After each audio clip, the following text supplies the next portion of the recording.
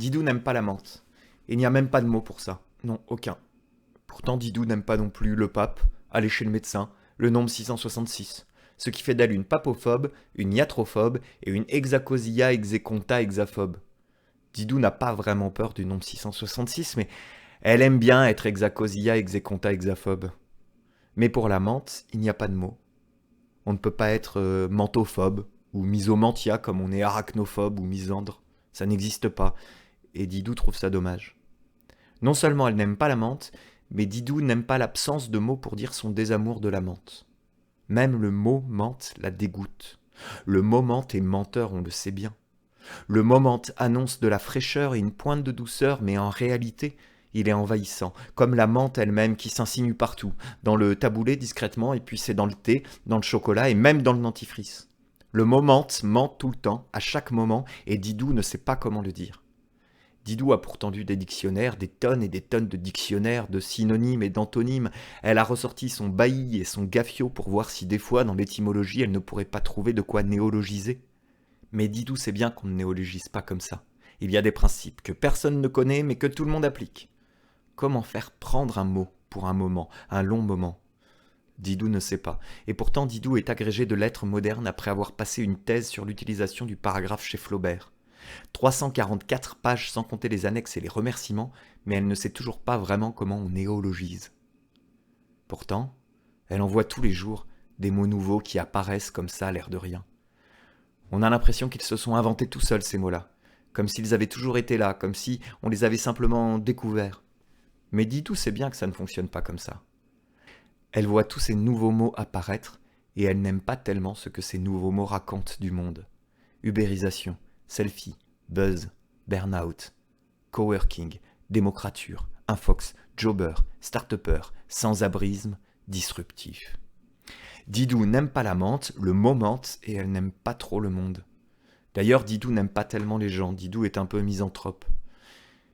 Et Didou n'aime pas qu'on lui parle comme à une gamine de 10 ans, parce que Didou en a 56 et elle conduit des gros camions, elle charge et décharge en gros et demi-gros. Didou pourrait t'écraser la tête comme ça pour rien, juste parce que tu lui parles mal. Les biceps de Didou font 2 fois ta tête, alors garde-la bien en place et ne viens pas faire chier Didou quand elle cherche à néologiser. Non mais merde quoi.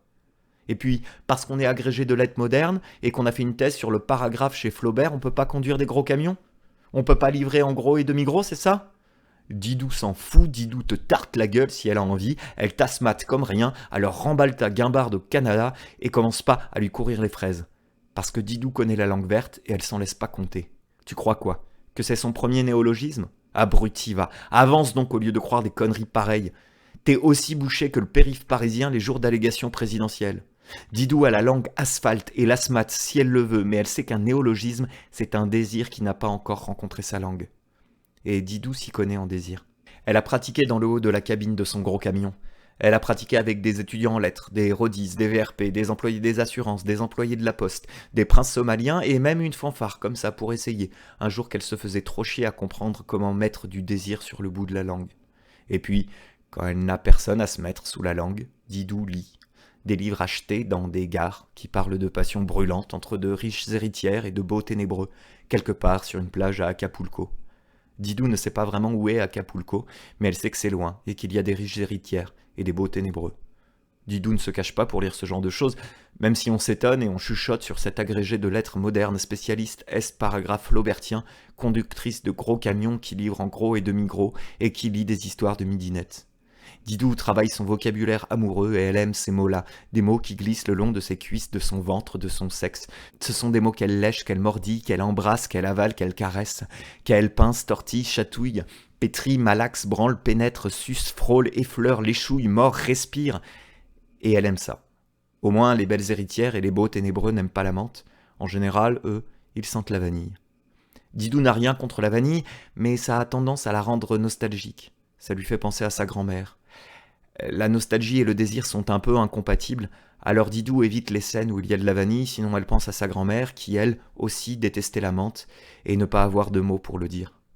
Pourtant la grand-mère de Didou, des mots, elle en disait plein, des mots pourtant nouveaux, pourtant anciens, mais toujours nouveaux. Des mots comme congé payé, patriarcat, droit de vote, lutte des classes, instruction. Didou devait avoir de l'instruction, disait sa grand-mère, Et Didou a eu de l'instruction flaubertienne, mais aussi camionnesque. Didou sait bien que camionnesque n'existe pas, mais comment se retrouver dans tout ce bazar, dans les milliards de mots qui nous manquent quand on veut dire ce qu'on veut dire. Alors on tourne autour du pot, on essaye de dire qu'on n'aime pas la menthe, parce que c'est ce que la menthe représente, c'est l'envahissement qui ne laisse plus la place aux autres odeurs, aux autres saveurs, c'est la mort de la diversité. En réalité, on cherche toujours à dire ce qu'il y a derrière le mot. Et pour ça aussi, il y a un mot. Ça s'appelle la connotation. Didou aimerait connoter la menthe pour prévenir le monde entier de l'abyssale saloperie de la menthe qui fait que le périph' se bouche à 18h pile à la fin de sa journée quand elle voudrait rentrer tranquille chez elle en week-end, réfléchir à de nouveaux mots pour essayer de mieux dire le monde. Alors, au volant de son gros camion, entre un paragraphe flaubertien et une harlequinerie, Didou nage dans un océan de mots qu'elle prend plaisir à observer. Comme une nuée ou un murmure d'oiseaux, les mots se déplacent en grappes. Didou aimerait bien tous les connaître, parce que sa grand-mère disait que celui qui a tout le vocabulaire du monde ne peut pas tout à fait être malheureux. Didou n'est pas tout à fait d'accord avec sa grand-mère. Didou est analphabète, oui, même agrégée en lettres, elle a l'impression d'être toujours analphabète, d'avoir un langage que personne d'autre ne comprend, et surtout de ne jamais le comprendre, jamais. Alors Didou se noie, Didou boit la tasse, Didou n'en peut plus, elle ne sait même plus par quoi commencer, mais Didou n'est pas du genre à se laisser abattre. Alors Didou se relève, fait craquer ses jointures et elle attend. Didou ne sait pas ce qu'elle veut faire quand elle sera grande, mais elle sait une chose. Didou n'aime pas la menthe, et un jour, il y aura un mot pour ça.